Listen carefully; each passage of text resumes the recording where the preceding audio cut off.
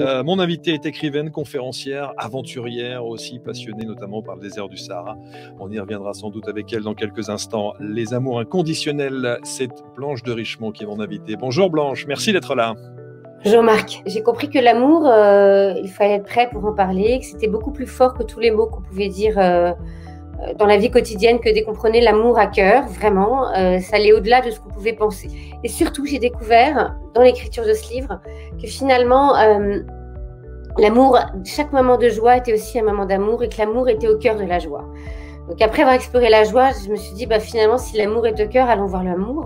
Mais j'ai écrit ce livre un peu comme une exploratrice, comme une chercheuse qui va chercher une étoile.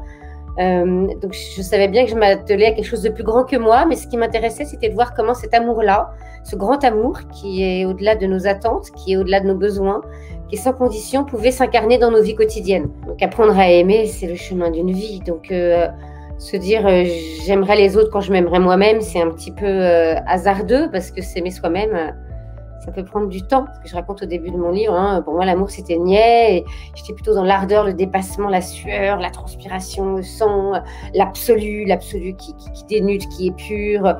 L'amour c'était vraiment pas mon truc, donc non, c'était pas du tout un langage. Après, je suis quelqu'un de très spirituel, je médite tous les jours, donc c'est vrai que voilà, moi j'ai donné quand même ma vie à un plus grand amour.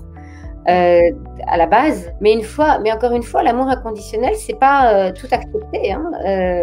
C'est apprendre à aimer autrement, à mettre des limites, à dire non. C'est pas du tout tout accepter comme une bonne poire. Et peut-être juste, je pose souvent cette question dans mon livre, j'en parle, se dire dans cette situation, que ferait l'amour? Rien que cette question-là nous aide. Ce livre a changé ma vie. Encore une fois, moi, j'avais pas mis l'amour au cœur de ma vie, j'avais mis plutôt la quête d'absolu. J'ai compris ça, et c'est immense en fait. Moi, j'aime inconditionnellement mes enfants quand ils dorment. Alors là, je les aime.